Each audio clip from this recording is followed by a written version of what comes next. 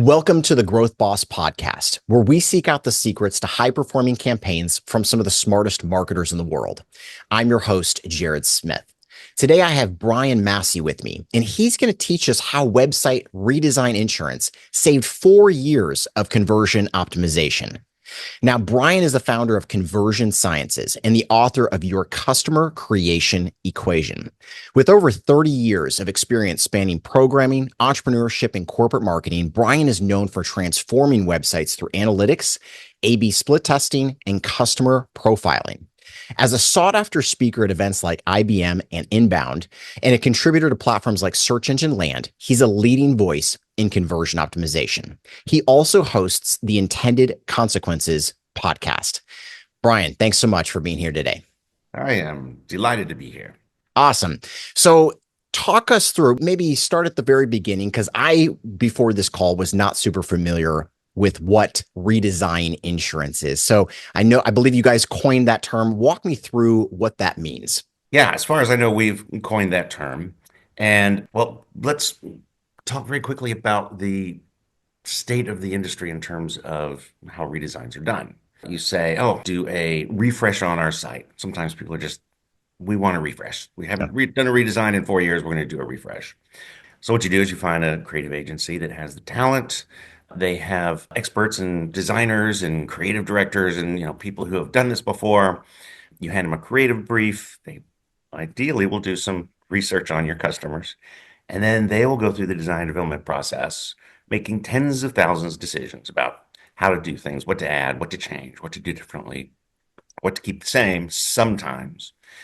And then at the end, you push it out, this brand new website with all these changes, and you hope that your visitors will agree with all of the decisions that you made. Yeah. The truth is there will be a mix of some that were really good ideas for your visitors and some that were really bad ideas for your visitors, but they looked cool, or the management liked them, or the boss's wife liked them. And if you're lucky, you'll have more good decisions than bad decisions. If you don't, that's when we get the call. Yeah. So we call this an all-in redesign. And I think today, 90% of website redesigns are done this way. Mm-hmm. Essentially, what you're doing is asking someone to design a site for you rather than for your customers. Well, it turns out that if you're doing a redesign, you already have a site with this amazing focus group of people coming. So these are people who are looking to solve the problem that your product or your service solves, and they are coming where you can use them as a focus group. The way that we like to do that is to run A/B tests, the online equivalent of a randomized clinical trial, sort of things that they do when they're testing drugs. And this is where we can begin to take components of what the design team is designing, bring them to the site, implement an A/B test where we're actually comparing the site as it exists plus against the site that has this design idea or this design change, and finding out if that is in fact what the visitors want. So by the time you get to release, you've tested your biggest ideas. It just depends on how long the design process is. Mm-hmm. And you know that the design you're going to launch is going to be a winner because, the big ideas you've tested and you know that it's going to be a lift. If you have a test and it's like, oh, they didn't like that idea, you just don't use that in the design. So that's design insurance. And we had an extreme example of that, if you want to talk about that. Yeah, let's dive into that. And then I have a couple questions about kind of who this is for and who it's not for and kind of maybe some specifics. But yeah, walk us through that story. Yeah. So we began working with Gailton.com. They were an old line. They've been selling work gloves and work clothes and manufacturing support supplies and things like that since 1908. They were a print catalog for years and years and years, and they had obviously moved to the web. We started working with them and worked with them for 4 years, optimizing idea after idea after idea, and had great success with them. Obviously, they stayed with us for 4 years, which is not as rare as you might think. These engagements go on for a long time. But their site, the template on which their site was built, needed to be changed. We had to do a redesign. And of course, the first thing we all thought was, oh no, we're not going to make the same mistake that, we accuse these creative agencies of making. Like, we have this finely tuned converting machine. Are we Mhm. going to change everything and then launch it? I mean, what are the odds that we will make all the right decisions? So we thought we would buy ourselves some design insurance. And the design we were doing is we wanted it to be more of a responsive site. They were still hanging on to a separate mobile and a desktop site. So we wanted a responsive design all in one place. So we really couldn't just change a few things. So our amazing team of developers redesigned every page, but we did it through an A/B testing tool. And the way an A/B testing tool works is it changes your website in the visitor's browser. So the website still thinks they're serving the old site, and that becomes our control. But then this code runs and it changes everything. The look, the feel, the layout, the fonts, whatever we had to change, we had to use the right amount of screen space, we did. And they did it for every page, from the home page to their category page, their subcategory page, their product pages, their checkout process. It was a big deal. Yeah. And we would have been very happy to run this A/B test and just have it be even. Like we just didn't want to give back the wins. And we'd been doing this for a while, so our design was already pretty well informed. Long story short, we ended up seeing a 13% increase in revenue per visit and an 11% increase in transactions, which means, interestingly enough, a big chunk of the lift in revenue per visit came from larger orders than the Interesting. control. It was so successful that they actually ran the entire site. So then we drove 100% of the site through the variation in the testing tool, and they ran the site for a year and a half, more 2 years through the testing tool. Yeah.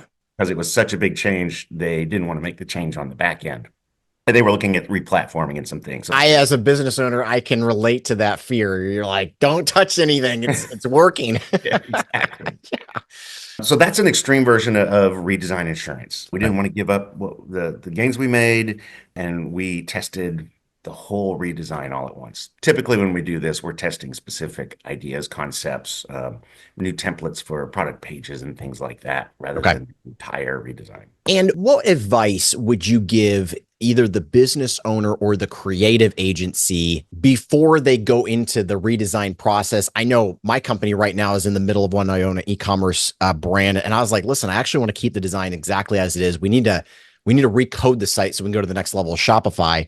But I was like, everything's working. We've spent 3 years on conversion optimization. It's very interesting that we're talking about this, and the design works. And as much as I would like a refresh, I don't want to risk anything. Mhm. So, what would you give to the average business owner, whether they can afford you or not, if they're going into a refresh, to make sure that they make the right decision with hiring a creative agency and giving them the right input so that they're able to keep as many of the good changes as possible? Yeah. Well, so I'll give you one trick because this is our answer every time we get the call and say, "Hey, we just did this beautiful redesign and our Yeah. conversion rate dropped and we can't find any technical issues." And we say, "That's okay. I'm going to give you the answer for free. Go back to Yeah. the old site." So my first advice was, if you're doing this, Yes. always be able to go back. Finish Line did this back in, I think it was 2013. They launched a new site, completely reimagined the whole brand and the digital experience right before the holidays. And Oh my gosh. within a few weeks, they were like, "Oh my God, this is going to be a disaster. This is going to ruin our business." And someone was smart enough to have had a backup of the old one on a server so that they could roll it back. So that's the first thing. In terms of hiring an agency, ask them if they have conversion optimization, or more specifically, ask them if they have A/B testing capabilities. And Okay. now a lot of agencies are saying they do conversion. The most basic level of conversion optimization is good design. Yeah. Okay. But it only gets you so far because most of that design is really done for the person writing the checks, Right. the executives, not the end customers. Yeah. So specifically ask for A/B testing because this is the feature that enables this design insurance. And if you're already working with an agency and they're bringing you designs, start asking for data. So it's pretty common for the agency to come to you and say, like, "Okay, we have three variations. We've done all this research, and our team has come up with three variations of what your website could look like. Pick one, and we'll start designing on it." Mhm. The smart thing to do is go like, I have a preference, but I'm not a designer. Can you give me some data that would tell me which one of these is most likely to perform the best? Which is going to make my bottom line sing? If you've got the wrong agency, they're going to look at you like you have two heads. Yeah. You're not going to know what they should do, but the right agency is going to know, like, all right, we'll take these designs to a 5-second test or a question test with an online focus group. Or they say, well, why don't we pick a page that gets traffic and we'll design this new look and feel in each of the formats and see which one's actually helping you generate more revenue. Very few agencies know how to use these I was online going to say, groups I and would A/B I would testing be tools. utterly stunned if an agency ever came to me and was like, "Hey, here's how we want to do this. We want to do 3 pages. We want to split test it." I'd be like, "Hallelujah. Who are you? And, why is it taking me 20 years to find you?" Yeah. Beyond that, I think looking for opportunities to ask those questions and educating yourself on the sorts of customer research and online data, because there's analytics, there's heat map reports. So, you can change a page, have a bunch of this focus group that's already coming to your website, see that page, and then you can look at the heat maps, the scroll maps, watch session recordings, and seeing where they're stumbling, because Mm, it does happen that design insurance isn't automatic. You can do an A/B test and your new design loses, yeah. but you'll have the heat map information to kind of diagnose it, because you've got to go Right. to the drawing board, figure out what was wrong with that new design and make some changes. So they really need to be comfortable with these sorts of what we call them user intelligence tools. I was just going to say, how much traffic does a website need, either as a whole or per page, to effectively do one of these A/B tests? So the rule of thumb that we use is kind of like the absolute minimum is actually based on the number of conversions that you're getting. So that's the piece that makes the Okay. statistics work. Now, obviously, you have to be getting enough traffic to get a certain number of conversions. At an absolute minimum, 100 transactions or 100 leads per variation. So if you want to test one good idea, you'll have a control and a variation. That's two variations.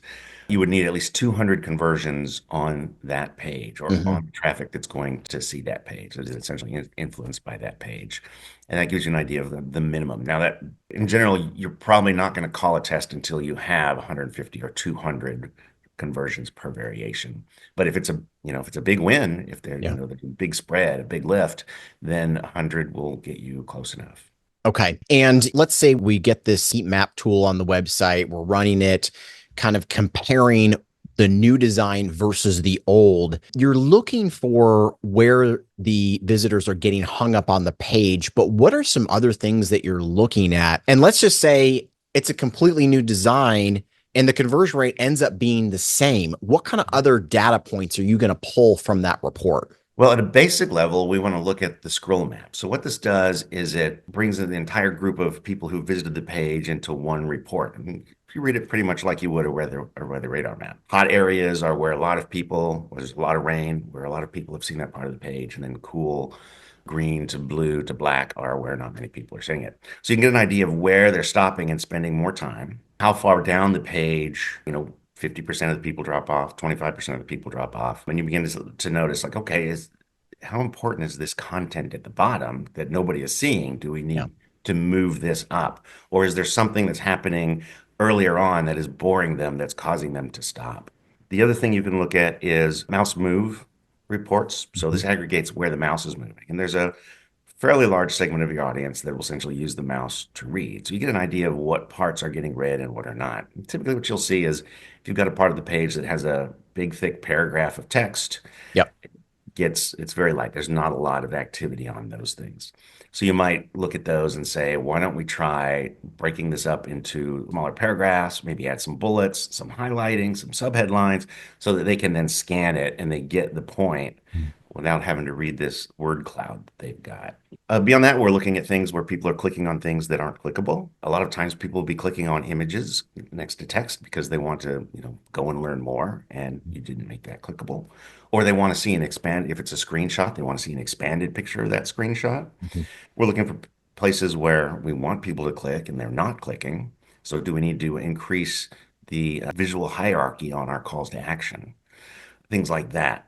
And then the other piece you have is session recordings, and you just watch those, and it takes a while and it's Yeah. boring. You're going to have these moments where you're like, oh, that's what they're thinking. Oh my gosh. And I think finally that one of the first things we do when we start working with like an e-commerce brand where you're taking them on a shopping journey is do a user video. So this is where someone is actually recording their experience following a task that you set up for them and talking out loud about what they think they're looking for and where they think they might find it and what they think that the product descriptions are saying to them.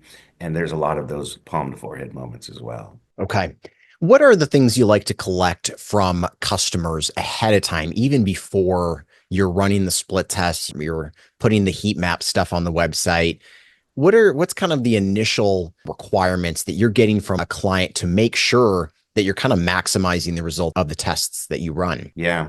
So our kickoff call looks a lot like creative agencies' kickoff calls. We want to know who your primary customers are, what their primary care abouts are, a little bit about, demographics and things like that. But mostly we're interested in triggers, Mhm. like what triggered them to say, oh, I should go and research this problem today. It could be something as simple as the holidays are coming, so they're going shopping for their loved ones, through to they had a bad experience at work where they messed up a project and they're determined not to do that anymore. So they're looking for some sort of productivity Yeah. tool in their space. We are going to want to know what the primary sources of traffic are and what they're going to be. There's a very big difference between intent-driven traffic, like paid search, versus interrupt-driven traffic, like you would find on meta properties. How much of that is going to be organic, et cetera. And then really what data sources are available, because we'll go in and look at all the data. So if you have information in your CRM that we can go, if you're interested in generating calls from the site, your call logs, we're going to want to know the transcripts from all the chats. If you have chatted on the site, this also used to be quite a tiresome process, but thank you for the language models. Now we get really good insights about what's going on in chat very quickly. So Yeah, that's fantastic. And Brian, what do you feel like separates the clients that you've worked with where it's been the easiest to work with them, you've gotten the best results from the rest? yeah, so I mean, our best customers are actually very competitive. So they're the Mhm. kinds of business people that are looking for an edge. And we deal in the mid-market. So we deal with mid-sized businesses, small, medium-sized enterprises, small, medium-sized businesses. We do work with enterprises. Enterprises they require a lot more work. Yeah. So they have that going for them, and they're intensely curious. So they're always asking questions. It generates more work for us because we can Yeah. go and do the analysis on these things. One of our customers asked us, they were going to put a billboard up on the 101, and they wanted to know if we could tell them which design was going to work better. And it turns out we could. Wow. Yeah. Oh, and incidentally, none of their designs was differentiated. So we had some recommendations for them. I think the other thing is that why we like working with people near the top of companies is because it begins to change the culture of the rest of the organization. Hmm. So a really good customer is interested in making this a part of their DNA. I think those define our favorite customer. Walk me through that. I might be a good example here. Run an e-commerce company. We've got 11 employees. How could I take the insights that we would come up with maybe together and incorporate that into the DNA of our company? Yeah, so there's a quote that Jim Barksdale did. I might paraphrase it a little bit here. So, if we don't have any data, let's go with my opinion. Mhm. If we have data, let's do what the data says. So, the DNA really starts with what I was talking about earlier, asking for data. So, Mhm. your internal teams or your agencies, when they come to you and they say, "Will you review this?" saying like, is there anything we can do to see how well this is going to perform as it is so we can start doing a differential or at least know if this is going to outperform what we have already? So asking for that data, if you can have more and more people in the organization doing that, you start to increase their vocabulary. So instead of like, is there anything we can do? You say like, could we do a 5 second test on this? Or if you're in the B2B world, can we take this to a winter test and find out if, there's anything glaringly wrong with this? Because I know our customers, but I'm not our customers. So that's the first thing. And then, so second thing, so when you begin to know like how you would collect this data, and, as we work for years with customers, and as we work more and more with them, we get closer to the product side of things. So we're testing pricing, we're testing bundling.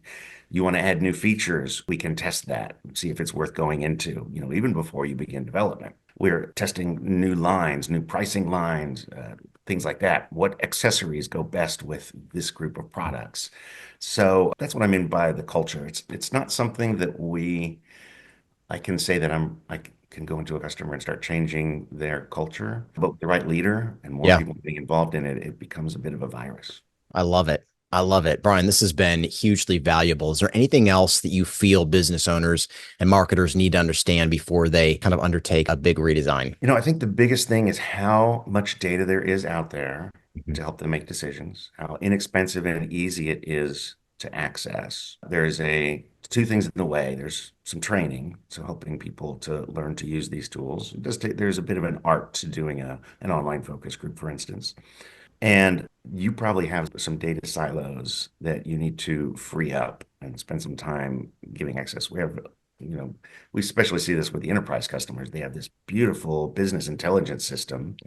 We're going to run a test and we just need to get this code in. Okay, that'll be 4 months. Yeah, Then we want exactly. to get these reports out, and they're like, oh, no, no, no. We can't let you have any access to this data. It becomes this emerald city on the Yeah. hill. So opening those things up really is going to allow someone, on the front lines to come up with an idea, Mm. figure out if there's an experiment that would allow them to do that, and then measure the results of that. So I think those are the two biggest recommendations I could get.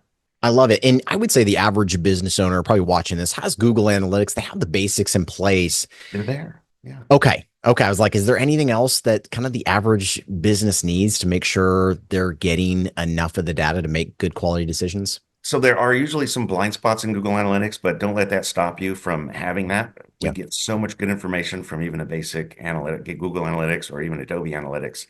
We do a fair amount of work on the front end to correlate and make sure that analytics is actually telling us a version of reality. Yeah. But no, I would be collecting that information as much as possible because you don't know what questions you're going to be asking down the road.